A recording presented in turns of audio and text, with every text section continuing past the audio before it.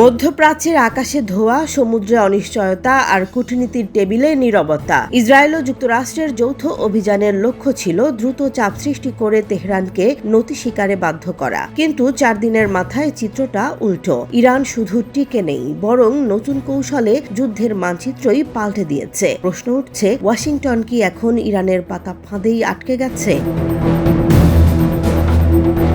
Israel ও যুক্তরাষ্ট্র যখন ইরানে হামলা শুরু করে, তখন তাদের ঘোষিত লক্ষ্য ছিল তেহরানের সামরিক সক্ষমতা দুর্বল করা এবং রাজনৈতিক চাপ বাড়ানো। কিন্তু বাস্তবে ইরানের শাসন কাঠামোতে তাৎক্ষণিক কোনো ভাঙন দেখা যায়নি, বরং আয়াতুল্লাহ আলী খামেনির নেতৃত্বে তেহরান দ্রুত পুনর্গঠিত হয়ে পাল্টা হামলা শুরু করে।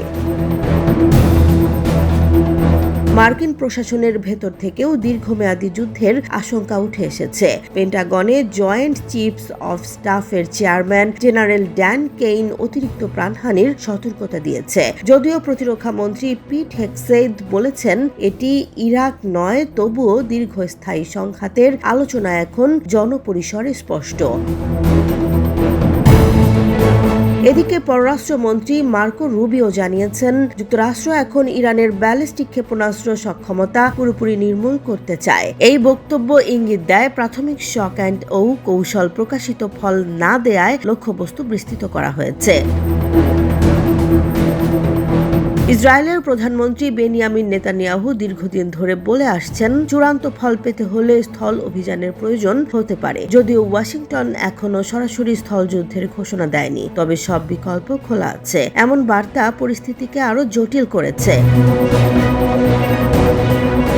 ইরানের কৌশলগত পরিবর্তন এখানে গুরুত্বপূর্ণ। বড় ধরনের তাৎক্ষণিক হামলার বদলে তারা ছড়িয়ে ছিটিয়ে দীর্ঘমেয়াদী ক্ষয়ক্ষতির পথ বেছে নিয়েছে। উপসাগরীয় অঞ্চলে মার্কিন ঘাঁটি ও মিত্র দেশগুলোকে লক্ষ্য করে চাপ সৃষ্টি করা হচ্ছে। সংযুক্ত আরব আমিরাত ও কাতারে প্রতিরক্ষা সরঞ্জামের ঘাটতির খবর আঞ্চলিক উদ্বেগ বাড়িয়েছে।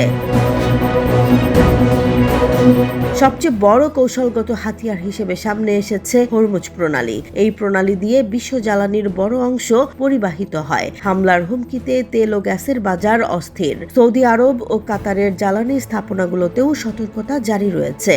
একই সঙ্গে অভ্যন্তরীণ স্থিতিশীলতার সম্ভাবনাও আলোচনায় এসেছে। মার্কিন প্রেসিডেন্ট ডোনাল্ড ট্রাম্প কুর্দি নেতাদের সঙ্গে যোগাযোগ করেছেন বলেও খবর রয়েছে। তবে ইরান এটিকে দিবাস্বপ্ন বলে উড়িয়ে দিয়েছে এবং সীমান্ত অঞ্চলে নজরদারি জোরদার করেছে। বিশ্লেষকরা বলছেন, ইরানের লক্ষ্য সরাসরি সামরিক জয়ের চেয়ে যুদ্ধের ব্যয় বাড়ানো, অর্থাৎ যুক্তরাষ্ট্রের ওপর অর্থনৈতিক ও রাজনৈতিক চাপ এমন পর্যায়ে নিয়ে যাওয়া যেখানে আলোচনার টেবিলে তেহরানের দর কষাকষির অবস্থান শক্ত হয়।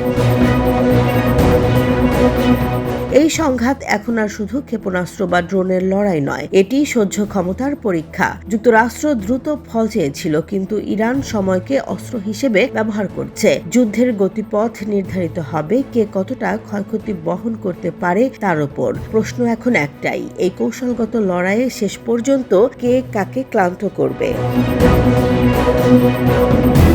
জেসমিন জাহান, নিউজ ডেস্ক, জনবাণী।